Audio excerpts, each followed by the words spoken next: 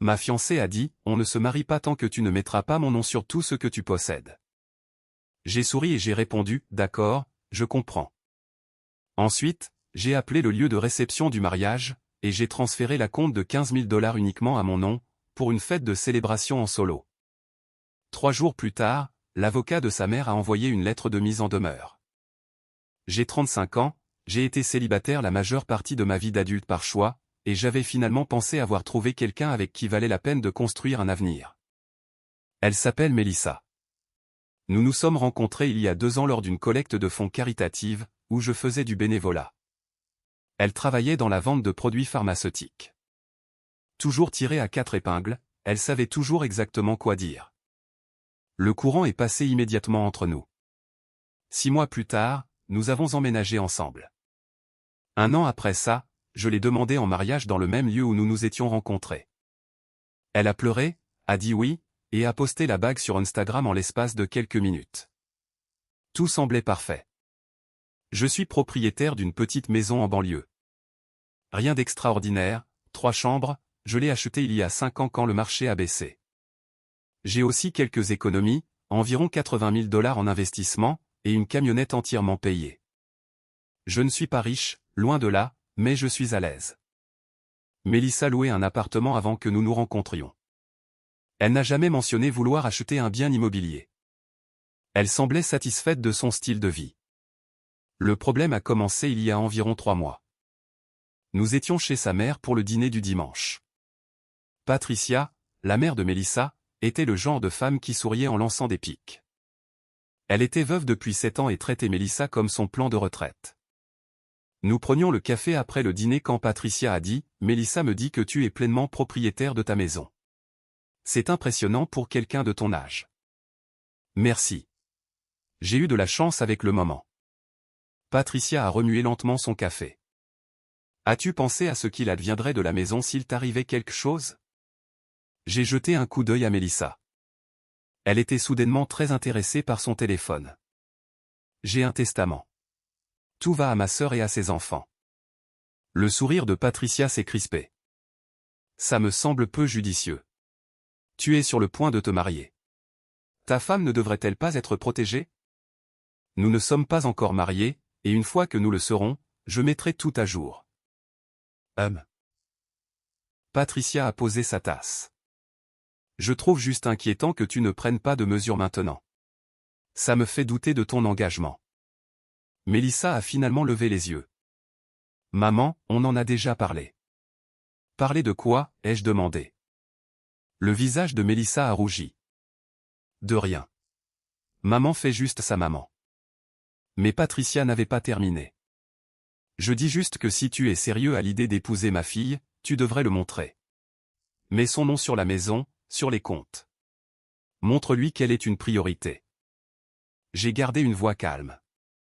Avec tout le respect que je vous dois, Patricia, c'est entre Mélissa et moi. Nous sommes partis peu de temps après. Dans la voiture, Mélissa est restée silencieuse jusqu'à ce que nous soyons à mi-chemin de la maison. Elle a raison, tu sais. À propos de quoi? À propos de me protéger. Et s'il t'arrivait quelque chose avant le mariage? Je n'aurais rien. Tu aurais ce que nous déciderons dans un contrat de mariage. On n'en a même pas encore parlé. Elle a croisé les bras. Peut-être qu'on devrait, parce que honnêtement, ça me dérange que ta sœur ait tout. Je vais être ta femme. Ça ne veut rien dire? Bien sûr que si. Mais nous ne sommes pas encore mariés. Il y a une procédure pour ces choses-là.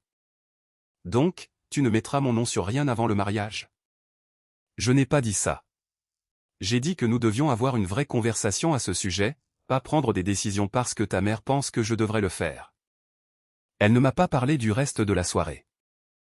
Au cours des semaines suivantes, c'est devenu un thème récurrent.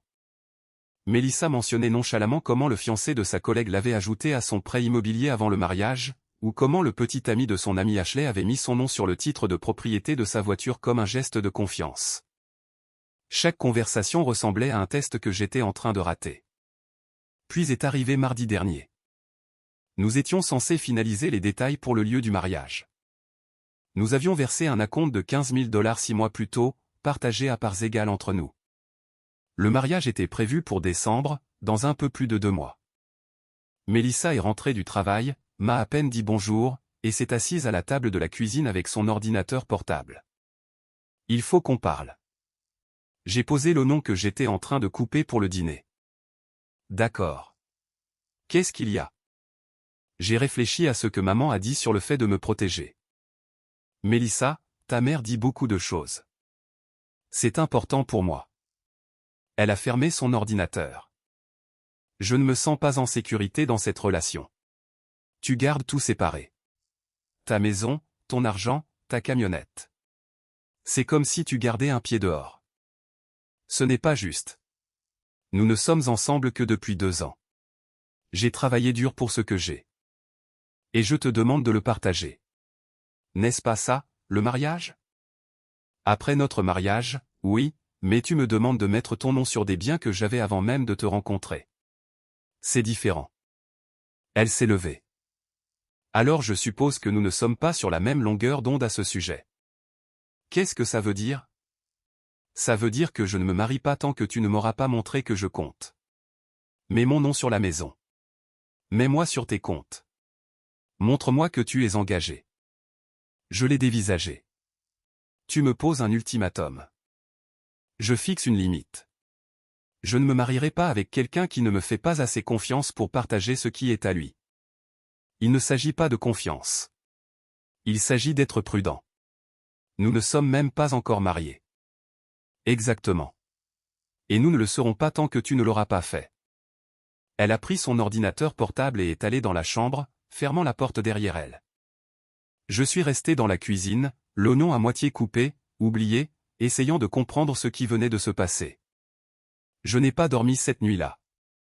Je suis resté allongé à penser à tout. Plus je repassais la conversation dans ma tête, plus elle me semblait anormale. Il ne s'agissait pas de sécurité. Si c'était le cas, elle parlerait de contrat de mariage ou d'assurance vie. Il s'agissait de contrôle, de la voix de sa mère dans sa tête qui lui disait de verrouiller les biens avant le mariage. Le lendemain matin, Mélissa est partie au travail sans dire au revoir. Je me suis déclaré malade, ce que je ne fais jamais, et j'ai passé la matinée sur mon ordinateur à faire des recherches. Ce que j'ai trouvé m'a retourné l'estomac, des histoires de personnes qui avaient ajouté leur partenaire sur les titres de propriété, pour ensuite se faire dépouiller lorsque la relation prenait fin. Un gars a perdu sa maison entièrement parce que sa petite amie l'avait convaincu d'ajouter son nom, puis l'avait quitté et l'avait poursuivi en justice pour sa moitié. Je n'allais pas être ce gars-là. Vers midi, j'ai pris une décision. J'ai appelé le lieu du mariage. Bonjour, ici David Chen. J'ai une réservation pour un mariage le 14 décembre. Oui, monsieur Chen, comment puis-je vous aider? Je dois apporter quelques modifications au contrat. Est-il possible de transférer la compte entièrement à mon nom seul? Il y a eu une pause. Puis-je vous demander pourquoi? Pour des raisons personnelles. Le mariage pourrait ne pas avoir lieu, mais j'aimerais garder la réservation du lieu pour une fête de célébration à la place. Je vois. Laissez-moi vérifier avec mon manager. 10 minutes plus tard, ils m'ont rappelé. Ils pouvaient le transférer, mais les 2 parties qui avaient signé le contrat original devaient donner leur consentement, ou l'une des parties pouvait racheter la part de l'autre. Je vais racheter sa part. Pouvez-vous m'envoyer les documents? Bien sûr. Donnez-nous 24 heures. J'ai souri et j'ai répondu, d'accord, je comprends. Puis, j'ai attendu. Les documents sont arrivés le lendemain. Je les ai signés, j'ai transféré 7 500 $ supplémentaires au lieu de réception pour racheter la moitié de la compte de Mélissa, et le lieu a confirmé que la réservation était désormais entièrement à mon nom pour une fête de célébration en solo, comme je l'avais expliqué. Ils étaient perplexes, mais professionnels. Je ne l'ai pas dit à Mélissa. Elle me faisait toujours la tête, dormait dans la chambre d'amis, me parlait à peine, sauf pour me demander si j'avais réfléchi à sa demande. J'ai dit que j'y réfléchissais. Ce qui était techniquement vrai. 3 jours après le transfert du lieu, je suis rentré du travail et j'ai trouvé Mélissa dans la cuisine avec sa mère. Toutes les 2 avaient l'air furieuses. Qu'est-ce qui se passe? Ai-je demandé. Patricia s'est levée. Tu veux lui dire où je le fais? Mélissa m'a jeté une enveloppe. Lis ça. Je l'ai ouverte. À l'intérieur se trouvait une lettre sur du papier en tête d'un cabinet d'avocats. L'avocat de Patricia. La lettre exigeait que j'ajoute immédiatement Mélissa à l'acte de propriété de ma maison, au titre de ma camionnette et à mes comptes d'investissement, citant des accords verbaux et des promesses faites pendant la période des fiançailles. Elle menaçait également d'une action en justice si je ne me conformais pas dans les 14 jours. J'ai levé les yeux vers Patricia. Vous avez envoyé votre avocat me poursuivre? Quelqu'un doit protéger les intérêts de ma fille, puisque de toute évidence, vous ne le ferez pas. Nous ne sommes pas mariés. Je ne lui dois rien légalement. Vous lui devez le respect, a sèchement répliqué Patricia. Vous l'avez demandé en mariage. Vous avez fait des promesses. J'ai promis de l'épouser. Je n'ai pas promis de céder mes biens avant le mariage. Les yeux de Mélissa étaient rouges. Alors c'est vrai. Tu ne le feras vraiment pas. Non. Je ne me laisserai pas menacer pour abandonner ce pourquoi j'ai travaillé, juste parce que ta mère pense que je devrais le faire. Alors, c'est fini, la voix de Mélissa tremblait. Je ne peux pas épouser quelqu'un qui ne me fait pas confiance. Il ne s'agit pas de confiance. Il s'agit de ta mère qui te contrôle. Patricia s'est interposée entre nous. Comment osez-vous? Mélissa mérite la sécurité. Si vous ne pouvez pas la lui fournir, vous ne la méritez pas. J'ai regardé Mélissa. Est-ce vraiment ce que tu veux? Mettre fin à notre relation parce que je ne veux pas mettre ton nom sur ma maison avant même que nous soyons mariés? Elle n'a pas répondu tout de suite. Puis, doucement, oui. Très bien. Alors je suppose que c'est fini. J'ai pris mes clés et je suis parti.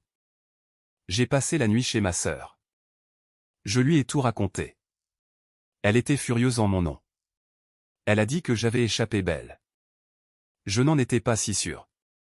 Une partie de moi aimait encore Mélissa, mais une plus grande partie savait que ce n'était pas normal. Ce n'était pas à ça que ressemblaient des relations saines. Le lendemain matin, j'ai commencé à recevoir des appels des amis de Mélissa.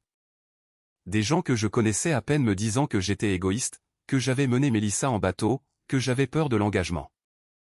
Une de ses collègues m'a laissé un message vocal me traitant d'abuseur financier. J'ai bloqué la plupart d'entre eux. Puis, j'ai reçu un appel du lieu du mariage. Monsieur Chen, nous avons eu une situation. Quel genre de situation? Une femme prétendant être votre fiancée est venue ce matin, exigeant l'accès à la réservation du lieu. Elle était très contrariée quand nous lui avons dit que le contrat était maintenant uniquement à votre nom. Qu'a-t-elle fait? Elle a menacé de nous poursuivre pour rupture de contrat. Nous avons dû lui demander de partir. Je me suis frotté les tempes.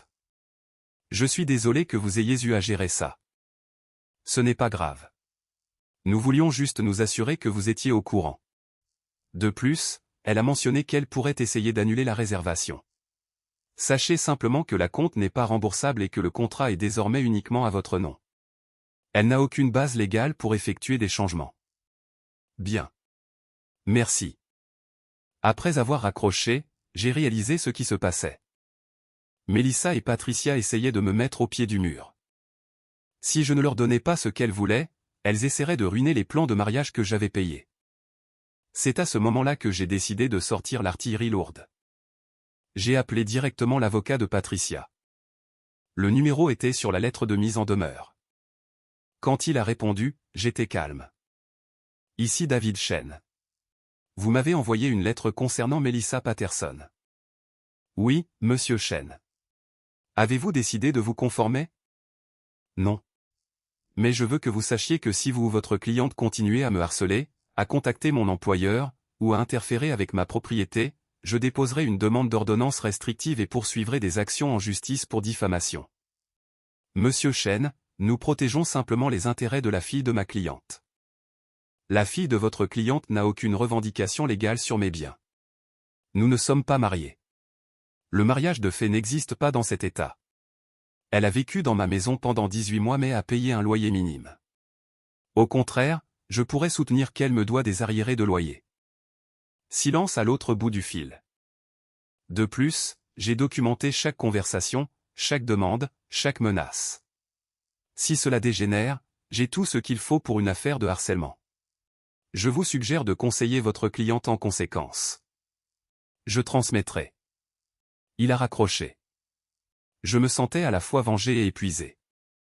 Cet après-midi-là, je suis retourné à ma maison.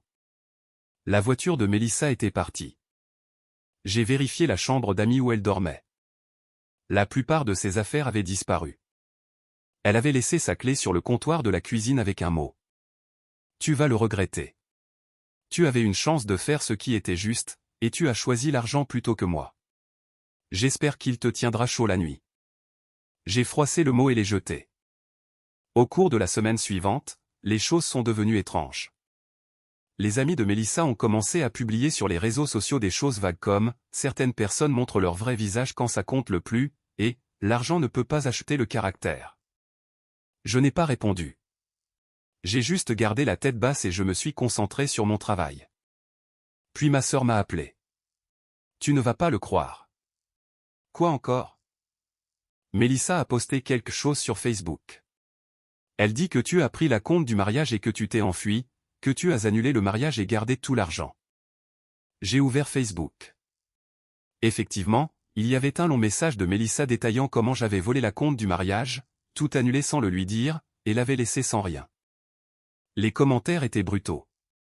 Des gens me traitaient de voleur, d'escroc, et pire encore. J'ai fait une capture d'écran du message et j'ai appelé mon propre avocat. Ça m'a coûté 300 $ pour une consultation, mais il m'a dit ce que j'avais besoin d'entendre. Ce que Mélissa publiait était de la diffamation. J'avais la preuve que j'avais légalement racheté sa part de la compte. Le lieu de réception avait les documents. Je pouvais la poursuivre si je le voulais. Au lieu de cela, j'ai décidé de rétablir la vérité publiquement. J'ai fait ma propre publication sur Facebook, chose que je fais rarement. Pour tous ceux qui se posent la question, la compte du mariage a été initialement partagée à 50-50e. Lorsque mon ex-fiancé a exigé que je mette son nom sur ma maison, ma voiture et mes comptes en banque avant le mariage, et que sa mère a envoyé un avocat me poursuivre, j'ai mis fin à la relation. J'ai ensuite légalement racheté sa part de la compte du mariage. J'ai tous les documents pour le prouver. Si vous allez me juger, connaissez au moins les faits.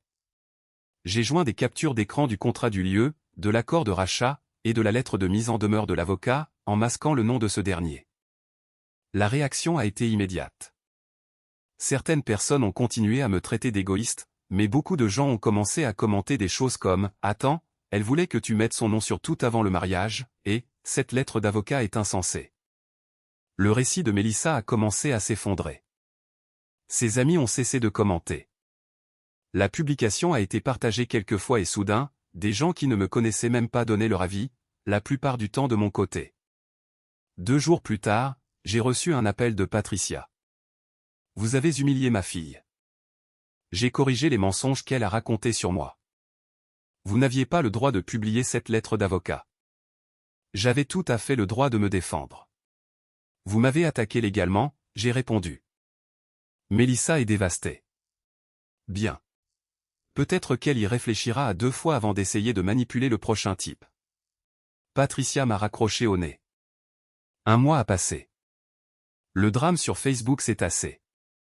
J'ai gardé la réservation du lieu du mariage et j'ai vraiment organisé la fête de célébration en solo. J'ai invité des amis proches et de la famille. Je leur ai dit que c'était une fête, Dieu merci, je ne me suis pas marié. Nous avons passé un bon moment. Ma sœur a porté un toast sur le fait d'avoir échappé belle. Tout le monde a ri. C'était cathartique. Le personnel du lieu a trouvé ça hilarant. Ils m'ont même offert une réduction sur le service de bar parce qu'ils ont dit que c'était l'événement le plus intéressant qu'ils avaient organisé de toute l'année. Par des amis communs, j'ai appris que Mélissa était retournée vivre chez Patricia. Elle avait démissionné de son travail, disant qu'elle avait besoin de temps pour guérir. Je me suis senti mal pendant environ 5 secondes, puis je me suis souvenu de la lettre de l'avocat et des mensonges sur Facebook. J'ai aussi découvert quelque chose d'intéressant. Une des amies de travail de Mélissa m'a contacté en privé. Elle a dit que Mélissa parlait de verrouiller mes biens depuis des mois avant l'ultimatum. Patricia lui aurait constamment soufflé à l'oreille de sécuriser son avenir avant le mariage. Ce n'était pas spontané. C'était planifié. Cette amie a également mentionné que le père de Mélissa, le défunt mari de Patricia, avait tout légué à ses enfants de son premier mariage, et non à Patricia ou à Mélissa. Patricia avait été financièrement exclue de son testament parce qu'ils s'étaient séparés avant sa mort. Cela expliquait beaucoup de choses. Patricia projetait sa propre insécurité financière sur la relation de Mélissa avec moi. Vers la mi-novembre, j'ai reçu un texto de Mélissa. Premier contact en plus d'1 mois. Je suis désolé, j'ai eu tort. Peut-on parler? Je n'ai pas répondu tout de suite. J'ai laissé passer une journée. Puis j'ai répondu, il n'y a rien à dire. Tu m'as montré qui tu es. Je te crois. Elle a essayé d'appeler. Je n'ai pas répondu. Elle a envoyé quelques textos de plus, disant que je lui manquais, qu'elle avait été manipulée par sa mère, qu'elle voulait tout recommencer. J'ai bloqué son numéro. Ma sœur m'a demandé si je me sentais coupable. Honnêtement, non. Je me sentais soulagé. Soulagé que cela se soit produit avant le mariage plutôt qu'après. Soulagé d'avoir fait confiance à mon instinct quand quelque chose me semblait anormal. Cela fait maintenant 4 mois. Je suis toujours célibataire, toujours dans ma maison, j'ai toujours ma camionnette et mes économies. Le mariage qui n'a jamais eu lieu est maintenant une étrange note de bas de page dans ma vie. Les gens en parlent parfois, généralement avec une version de « Tu te souviens quand ton ex a essayé de voler ta maison ?» J'ai entendu dire, par des bruits de couloir, que Mélissa voit quelqu'un de nouveau, un type qu'elle a rencontré au travail. J'espère que ça marchera pour elle. Je le pense sincèrement. Mais j'espère aussi qu'elle a appris quelque chose de ce qui s'est passé entre nous. Patricia, d'après ce que j'ai compris, est furieuse que son plan n'ait pas fonctionné. Elle comptait apparemment sur le mariage de Mélissa avec moi pour avoir éventuellement accès à mes biens par le divorce ou l'héritage. Quand cela a échoué, elle m'a blâmé publiquement jusqu'à ce que suffisamment de gens lui disent d'arrêter. Les 15 000 $ que j'ai dépensés pour le lieu et le rachat piquent un peu, mais pas autant que la perte d'une maison ou de la moitié de mes économies l'aurait fait. Je considère que c'est la leçon la moins chère que j'ai jamais reçue sur ce à quoi il faut faire attention dans une relation. Je suis allé à quelques rendez-vous depuis. Rien de sérieux pour l'instant. Je suis plus prudent maintenant. Je fais attention aux signaux d'alarme plus tôt. Si quelqu'un commence à parler de mes biens trop tôt, je coupe les ponts. La vie est trop courte pour se demander si quelqu'un vous aime ou aime ce que vous avez. La maison est toujours uniquement à mon nom. La camionnette aussi. Le compte d'épargne est à moi seul. Et je dors mieux maintenant que je ne le faisais pendant ces derniers mois avec Mélissa, quand je devais constamment justifier pourquoi je ne céderais pas tout ce pourquoi j'avais travaillé à quelqu'un avec qui je n'étais même pas encore marié. Les gens me demandent si je suis amer. Je ne le suis pas. Je suis juste plus intelligent, et nettement moins engagé.